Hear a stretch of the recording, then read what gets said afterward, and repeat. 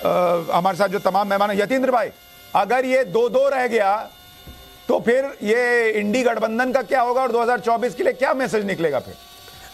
नहीं, देखिए, निश्चित रूप से 2000 वैसे तो केवल विधानसभा चुनाव के आधार पर लोकसभा चुनाव की कोई पूर्व घोषणा करना बहुत मुश्किल है, लेकिन निश्चित रूप से ये जो चुनाव अभी दिख रहा है ये बराबर की लड़ाई में चला जाएगा। फिर तो अगर आप ऐसा कहते हैं कि ये इंडी गठबंधन और भाजपा अगर 2-2 मिलते हैं तो फिर ये तो बराबर की लड़ाई में तब्दील हो जाएगा। ठीक है, अभी इस पर एक एक रिएक्शन और लूं। उससे पहले आपको बता दूं, चूंकि पोस्टल बैलेट खुल रहे हैं इसलिए अभी आप देख रहे होंगे कि आंकड़ों की गति थोड़ी धीमी है, थोड़ा धीरे धीरे ये मीटर घूम रहा है। इसके बाद जब ईवीएम खुलने शुरू हो जाएंगे अगले 10 मिनट के बाद, उसके बाद देखिएगा कैसे घन घन भागेगा ये। एक बार रिएक्शन ले ले तहसीन पूनावाला। राजस्थान और छत्तीसगढ़ बीजेपी आगे, मध्य प्रदेश और तेलंगाना कांग्रेस आगे। नमस्कार सुशांत जी, और आप हमेशा मुझे ऑन एयर कहते हो कि मुझे आपको लंच पे ले जाना है, तो मैं जरूर आपको इस बार लंच पे ले जाऊंगा, क्योंकि मध्य प्रदेश, छत्तीसगढ़ और तेलंगाना में कांग्रेस की सरकार बनने जा रही है और राजस्थान में नहीं बन रही है। मैं मानता हूं राजस्थान बहुत क्लोज फाइट है और मैं मानता हूं कि भाजपा का थोड़ा सा एज है वहां पर, लेकिन इन 3 सूबों में कांग्रेस की सरकार बनने जा रही है, कमलनाथ मुख्यमंत्री बनने जा रहे हैं। और मैं इस पर पूरी तरह से यकीन करता हूं, दिग्विजय जी से मैं पूरी तरह से इत्तेफाक रखता हूं। 130 प्लस कांग्रेस मध्य प्रदेश में। मैं जानता हूं कुछ लोग एक्सेस घुमाते रहते और कहते रहते कि जो है सरकार नहीं बनेगी, लेकिन आज उनको डांस करने का मौका नहीं मिलेगा। अरे ठीक है सर, देखिए एग्जिट पोल में किसी का नाम नहीं ले रहा, आप कैसे सोच रहे? नहीं, मैं तो ऐसे कह रहा हूं, मैं तो एग्जिट पोल की बात कर रहा हूं। मैंने किसी का नाम भी नहीं लिया, आप जिसको जितना गाली देना दे दीजिए, मुझे क्या फर्क पड़ रहा है? मैं बता रहा हूं, अपनी बात रख रहा हूं, मैं अपनी बात। ठीक है, अच्छा, मैं आप दर्शकों को यह भी बता दूं, कुछ चैनल्स पे बहुत तेजी से आंकड़ा बढ़ा दे रहे हैं लोग, लेकिन सही नंबर यही है, बहुत तेजी से जो बढ़ा रहे हैं वो थोड़ी देर में पीछे आएंगे। और देखिए अचानक राजस्थान से खबर आ रही है, बीजेपी 31, कांग्रेस 25, 56 सीटों के रुझान आ गए हैं। और मध्य प्रदेश में भी बीजेपी आगे, 22 पर बीजेपी आगे, कांग्रेस 18, वसुंधरा राजे आगे चल रही हैं झालरापाटन से। राजस्थान में, छत्तीसगढ़ में अभी आंकड़ा धीमा चल रहा है, लेकिन राजस्थान और मध्य प्रदेश अब दोनों जगह बीजेपी आगे हो गई है, लेकिन दोनों जगह लड़ाई कांटे की।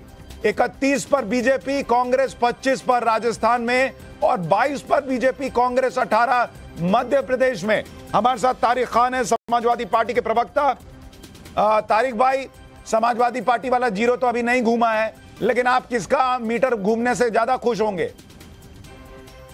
जाहिर सी बात है, मुझे लगता है कि जनता ने बीजेपी के विपरीत दिशा में वोट दिया है और समाजवादी पार्टी भी अच्छा प्रदर्शन मध्य प्रदेश में एक और अपडेट, 78 सीटों के रुझान, बीजेपी 40, कांग्रेस 38। आप देखिए पोस्टल बैलेट में भी जो एक तरफा हुआ करता था बीजेपी के लिए मामला, और वहां पर अभी एक तरफा मुकाबला नहीं दिख रहा है। पोस्टल बैलेट में भी कांग्रेस जो है वो लड़ाई लड़ती हुई दिख रही है। राजस्थान में बीजेपी 51 पर हो गई है, कांग्रेस 35, वहां फासला बढ़ रहा है। लेकिन मध्य प्रदेश में क्लोज मामला, तेलंगाना में कांग्रेस 27 पर पहुंच गई है, छत्तीसगढ़ में कांग्रेस 21, बीजेपी 19। पोस्टल बैलेट में भी हर जगह बिल्कुल क्लोज मामला चल रहा है। तारिक भाई, अब अपनी बात कहिए।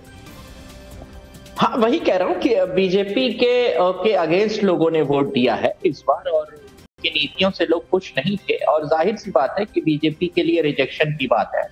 और पोस्टल बैलेट इंपॉर्टेंट होते हैं क्योंकि कहीं ना कहीं, जहां से मैं आता हूं वहां कहा जाता है कि ये बड़े प्रबुद्ध लोग होते हैं, और यहाँ का जो ट्रेंड होगा मुझे यकीन है कि वो फॉलो जरूर होगा आगे की तरफ। तो पोस्टल बैलेट में भी समाजवादी पार्टी को वोट नहीं पड़ रहा है।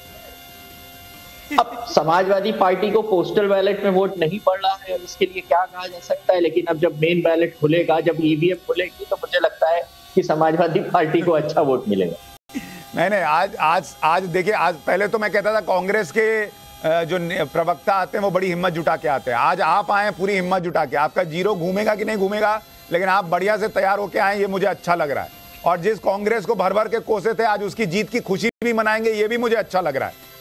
और देखिए इस वक्त बड़ी खबर, बघेल जो है वो, भूपेश बघेल आगे चल रहे हैं, ये बड़ी खबर आ रही है इस वक्त।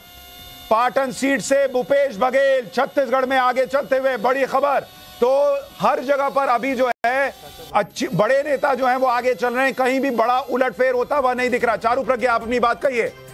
मध्य प्रदेश में, एक मिनट, मध्य प्रदेश में देखिए कितना क्लोज मुकाबला, बीजेपी 45, कांग्रेस 44, इतना क्लोज मुकाबला। छत्तीसगढ़ में कांग्रेस अब लीड ले रही है 24-18, लेकिन यह मामला पलट भी सकता है। राजस्थान 54 बीजेपी, 35 कांग्रेस। अब चारू प्रज्ञा जल्दी अपनी बात कहिए।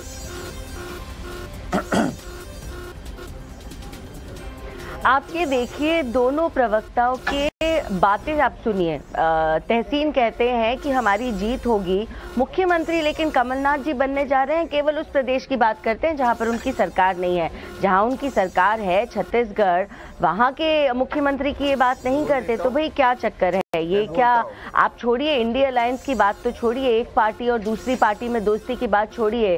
क्या कांग्रेस पार्टी के अंदर ही एक दूसरे के साथ इन लोगों की दोस्ती है या नहीं है? और समाजवादी पार्टी के प्रवक्ता की बात मुझे ऐसा लगता है कि आप सही कह रहे हैं। इंडिया अलायंस तो शुरुआत में, जैसे वो कहते हैं ना कि वो पैदा होने से पहले ही खत्म हो चुकी है।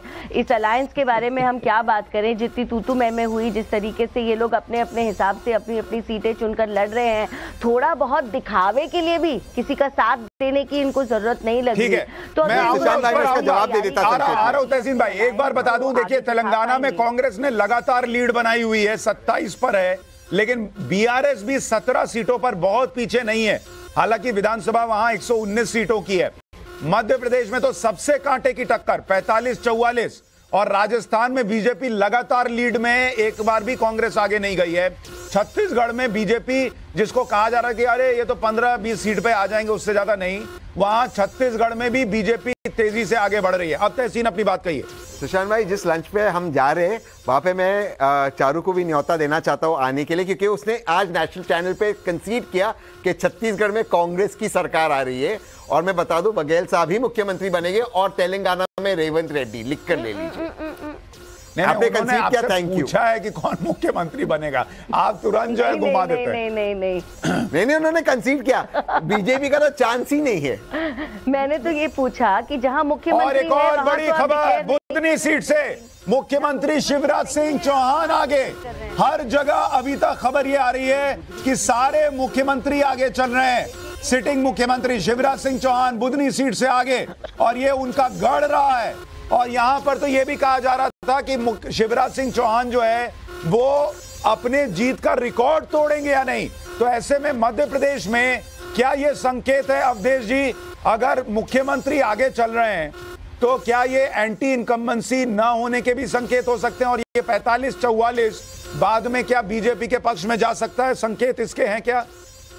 देखिए, ऐसा है कि एंटी इनकम्बेंसी की अवधारणा 2010 के बाद से देश में बिखरी है। इसको सीरियस नोट पर हमेशा लेना चाहिए। प्रो इनकम्बेंसी में सरकारें लौटी हैं, और 2013 में नरेंद्र मोदी के राष्ट्रीय क्षितिज पर आने के बाद एक पूरे ये शब्दावली बदल गई है। देश में एक प्रो इनकम्बेंसी की धारणा है, और उसको देखते हुए वोट प्रो इनकम्बेंसी। नहीं तो सर, मैं ये पूछ रहा हूं, जहां जहां मुख्यमंत्री आगे चल रहे हैं, क्या वो प्रो इनकम्बेंसी का संकेत है? नहीं, देखिए ऐसा है कि इस बार डिफीट और रिपीट, जो अंग्रेजी में दो शब्द कहते हैं ना, कि हमको डिफीट करना है या रिपीट करना है। अब वो एंटी इनकम्बेंसी प्रो इनकम्बेंसी की जगह अंग्रेजी में ये शब्द आ गए हैं कि हमको डिफीट और रिपीट में से चुनना है।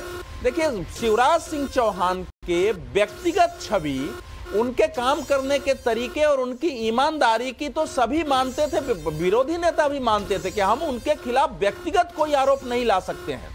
और उन्होंने जो अपने, जो होता है ना, एक सौम्य भाषा बोल करके वो बनाया हुआ है। पार्टी में उनके अंदर असंतोष ज्यादा था, जो ज्यादा समस्या थी वो पार्टी के अंदर थी। इसलिए देखिए, अब खबर आ रही है मुख्यमंत्री राजस्थान के रहे अशोक गहलोत, वो भी आगे चल रहे हैं। बड़ी खबर, राजस्थान के सरदारपुर से अशोक गहलोत के आगे चलने की खबर आ रही है।